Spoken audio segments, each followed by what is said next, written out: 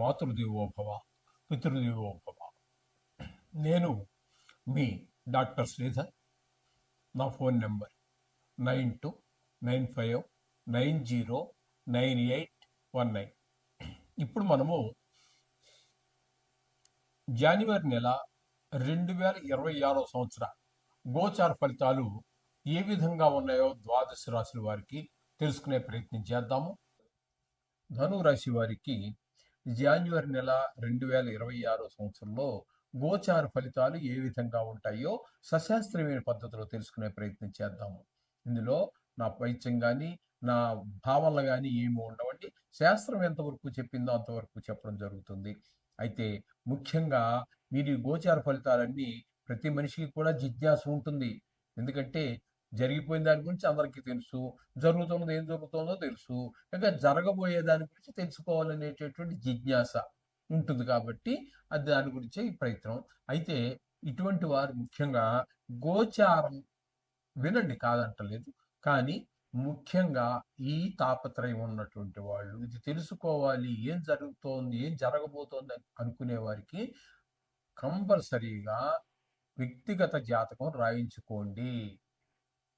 నోటితో చెప్పించుకున్నారనుకోండి, 2 నెలలకో 3 నెలలకో 6 నెలలకో మీరు మర్చిపోతారు. మీకు చెప్పింది నేను అరగంటకే మర్చిపోతాను. అంచేత అలా కాదు, రాయించుకోండి. డబ్బులు ఎక్కువైనా పర్లేదు. మీ జీవితం అంతా ఎలా జరగబోతుంది అనేటటువంటిది మనకి ఏ ఏ సమయం మనకు అనుకూలమైన ఫలితాలు వస్తాయి, ఏ సమయంలో మనకి అనుకూలమైన ఫలితాలు కావు అనేటువంటి స్పష్టంగా తెలియాలి అంటే 100% సూచిస్తూ ఉంటుంది. ఇవి కేవలం ఇలాగే వార ఫలితాలు అయితే వారాన్ని సూచిస్తాయి, మంత్ ఫలితాలు అయితే నెల ఫలితాలు అయితే నెల సూచిస్తాయి, సంవత్సర ఫలితాలు సంవత్సరం. గోచారం ఇంతవరకే మాత్రమే. అయితే అలా చెప్పి దీన్ని తీసేయాల్సిన పని ఏమి లేదు. దీనికి ఉండే ప్రాముఖ్యత దీనికి ఉన్నది. మన జాతకానికి దీన్ని అనుసంధానం చేసుకుని చూసుకోవాల్సి ఉంటుంది. ఓకే, ఆ జాతకం రాయటం కూడా మా దగ్గర సౌకర్యం ఉన్నది. మీకు ఎవరన్నా ఇంట్రెస్ట్ ఉన్నవారు ఉన్నట్టయితే, తెలుసుకోవాలని జిజ్ఞాస ఉన్నట్టయితే, అది సశాస్త్రీయంగా మాత్రమే. మా ఇష్టం వచ్చింది ఏదో రాసి ఇచ్చే శక్తి ఉండదండి మా దగ్గర. ఓకే, మమ్మల్ని సంప్రదించవచ్చు. ఇక్కడ ఈ ధనురాశి వారికి ధనురాశిలోనే 4 గ్రహాల యొక్క సంచారం జరుగుతోంది. శుక్రుడు, రవి, కుజ, బుధ 4 గ్రహాల సంచారం జరుగుతోంది. ఇవన్నీ నెల 15 రోజుల లోపల ఉండేటటువంటివి. ఇవన్నీ కూడా పూర్తిగా ఈ నెలంతా కూడా ఉండట్లేదు. కొన్ని గ్రహాలు 4 గ్రహాలు కూడా ఇంచుమించుగా ఒక రోజు అటు ఇటులో సంక్రమణం చెంది మకరంలోకి ప్రవేశిస్తూ ఉన్నాయి. అక్కడ ఏ ఫలితాలు ఇస్తాయి, జన్మల్లో అంటే ధనుస్సులో ఉన్నప్పుడు ఏ ఫలితాలు ఇస్తాయి, ద్వితీయ స్థానంలో ఉన్నప్పుడు ఏ ఫలితాలు ఇస్తాయి అనేది మనం ఇప్పుడు తెలుసుకునే ప్రయత్నం చేద్దాము. మొదటగా శుక్రగ్రహం గురించి తెలుసుకుందాం.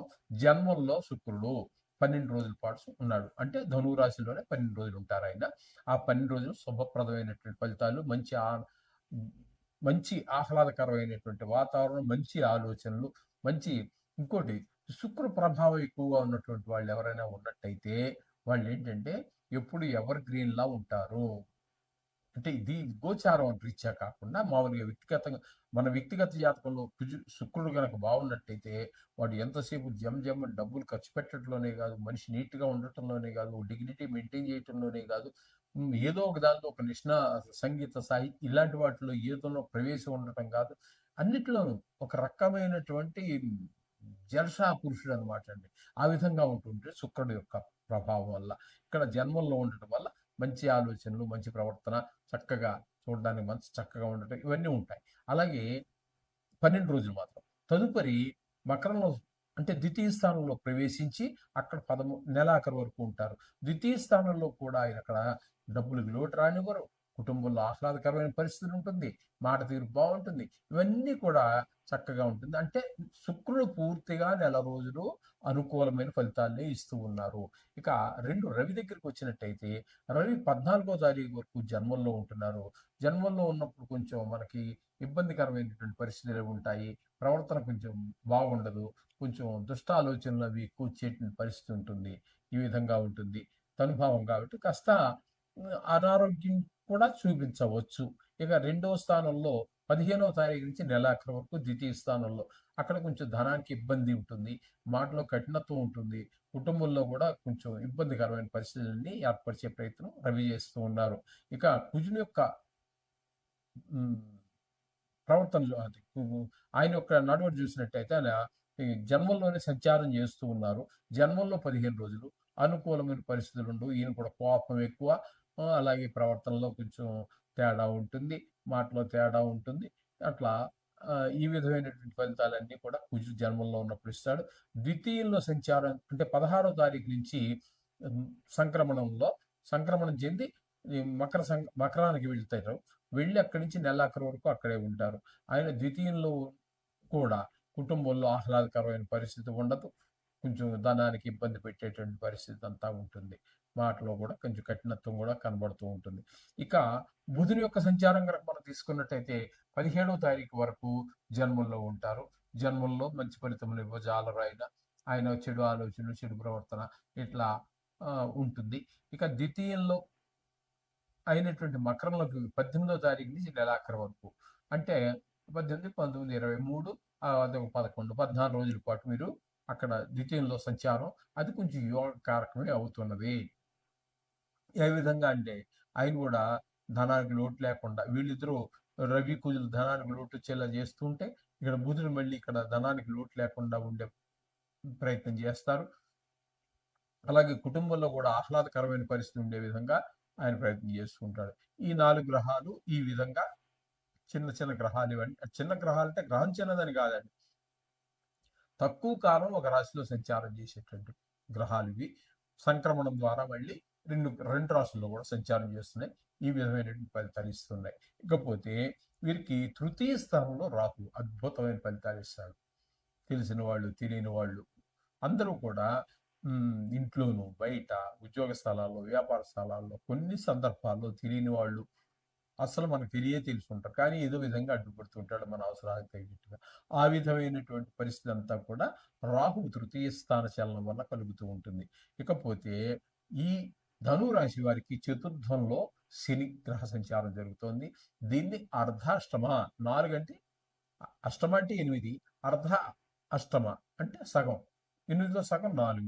ఈ 4వ స్థానంలో శని సంచారం అనేటటువంటిది మనకి సుఖస్థానం కాబట్టి 4వ స్థానం తల్లిగారితో కొంచెం మనకు అనుబంధం దెబ్బతినటము, లేకపోతే ఆవిడ ఆరోగ్యం దెబ్బతినటము, విద్య విషయంలో, గృహ విషయాల్లో, వాహనాల విషయాల్లో, భూమి విషయాల్లో, వీటిలాంటి విషయాల్లో కొంచెం ఇబ్బందికరమైనటువంటి ఈ పరిస్థితులన్నీ కల్పిస్తూ ఉంటాడు శని భగవానుడు. ఈ విధంగా శని భగవానుడి యొక్క ప్రవర్తన ఉంటుంది. ఇకపోతే సప్తమ స్థానంలో గురు సంచారం. సప్తమ స్థానంలో గురు సంచారం అనేది చాలా శుభప్రదమైనటువంటి ఫలితం అనేది ఇస్తాడు. ఏంటంటే అవివాహితులు ఎవరైతే ఉన్నారో వారికి పెళ్లి కుదరటం కానీ లేకపోతే పెళ్లి జరగటం కానీ జరిగేటువంటి అవకాశంగా మనకి జ్యోతిష శాస్త్రం చెప్తోంది. సప్తమ స్థానంలో గోచార గురువు సంచరించే కాలం ఆ విధమైన పరిస్థితి ఉంటుంది. అలాగే ఒకవేళ పెళ్లి అయిపోయి ఉన్నట్టయితే ఆల్రెడీ అక్కడ మీకు భార్యతో అన్యోన్యత పెరుగుతుంది. అలాగే జాయింట్ వ్యాపారస్తుల మధ్యన కూడా ఏకాభిప్రాయం ఏర్పడుతుంది. ఈ విధమైన ఫలితాలన్నీ సప్తమ స్థానంలో ఉన్నటువంటి గురువు గారు ప్రసాదిస్తూ ఉన్నారు. ఇకపోతే భాగ్యస్థానంలో కేతు సంచారం అనేటటువంటిది కొంచెం ఇబ్బందికరమైన తండ్రి గారి విషయంలో లేదా ఆ వయసు వారి ఇంట్లో మన ఇంట్లో పెద్దవారు ఎవరైతే ఉన్నారో వాళ్ళ ఆరోగ్య విషయంలో కొంచెం ఇబ్బంది పడాల్సిన పరిస్థితి ఉంటుంది. అలాగే దేవుడికి గుళ్ళు గోపురాలు ఇవన్నీ ఏమీ మనకు పెద్దగా వాటి దగ్గరికి వెళ్ళి కొంత టైము గడుపుదాము దేవుడి గుళ్ళో అనేటువంటి అవకాశం కూడా ఇవ్వనటువంటి పరిస్థితి అంతా కల్పిస్తూ ఉంటారు కేతు భాగ్యస్థానంలో ఉండి. మొత్తంగా మనం చెప్పుకోవాలి అన్నట్టయితే ఇక్కడ ఈ ఈ ధనురాశి వారికి మనం చెప్పుకోవాలి అన్నట్టయితే ఇక్కడ రాహు పూర్తి శుభ ఫలితాన్ని ఇస్తూ ఉన్నాడు. అలాగే శుక్రుడు పూర్తి ఫలితాన్ని ఇస్తూ ఉన్నాడు. అలాగే గురువు కూడా మంచి ఫలితాన్ని ఇస్తూ ఉన్నారు. ఇక్కడ శుక్రుడు బుధుడు 18 రోజులు ఇస్తూ ఉన్నాడు. అంటే 3 గ్రహాలు పూర్తిగాను ఒక గ్రహం పాక్షికంగాను మనకి అనుకూలమైన ఫలితాలు ఇస్తూ ఉన్నాయి. కాబట్టి ఒక రకంగా చాలా చెప్పాలంటే పర్వాలేదు ఇది. కాబట్టి ఏది ఏమైనప్పటికీ కొన్ని గ్రహాల అనుకూలత కొన్ని గ్రహాల ప్రతికూలత ఉండనే ఉంటుంది. కాబట్టి ప్రతికూలంగా ఉన్న గ్రహాలతో పాటుగా అనుకూలంగా ఉన్న గ్రహాలు కూడా రోజు నిత్యము మనము పూజ చేసుకోవాల్సినటువంటిదే. 2 నిమిషాలు కేటాయించండి, ఆ విధాన్ని ఫలితాలు చేసుకోండి. ఎక్కువ బాధలు ఉన్నట్టయితే అర్ధాష్టమ శని ఎక్కువగా ఉంది. అటువంటి వారికి ఈ నెలలో ఆఖరిలో 31వ రోజున వచ్చేటటువంటి శని త్రయోదశి రోజున తైలాభిషేకం కానీ ఆ నువ్వులేసి చేయటం కానీ లేకపోతే ఏదైనా చేయండి. చేసినట్టయితే మీకు ఆ యొక్క నువ్వులు దానం ఇవ్వటం గాని చేయించుకున్నట్టయితే మీకు చాలా శుభప్రదమైనటువంటి ఫలితాలు శని కూడా ఇస్తూ ఉంటాడు. అర్ధాష్టమ శని ఎక్కువగా బాధపడుతుంది. అంటే శని 5 స్థానాల్లో ఎక్కువగా బాధపడతాడు. 3 స్థానాల్లో 12 రాసుల్లో 3 రాసుల్లో మాత్రమే యోగిస్తాడు. ఇక 3 పోతే 9. 9లో 5 రాసులు మరీ ఎక్కువగా పీడిస్తూ ఉంటాడు. అవేంటంటే అర్ధాష్టమ, అష్టమ, ఏలినాటి శని. ఏలినాటి శని అంటే జన్మానికి వెనక ఉన్నటువంటి ఏ స్థానం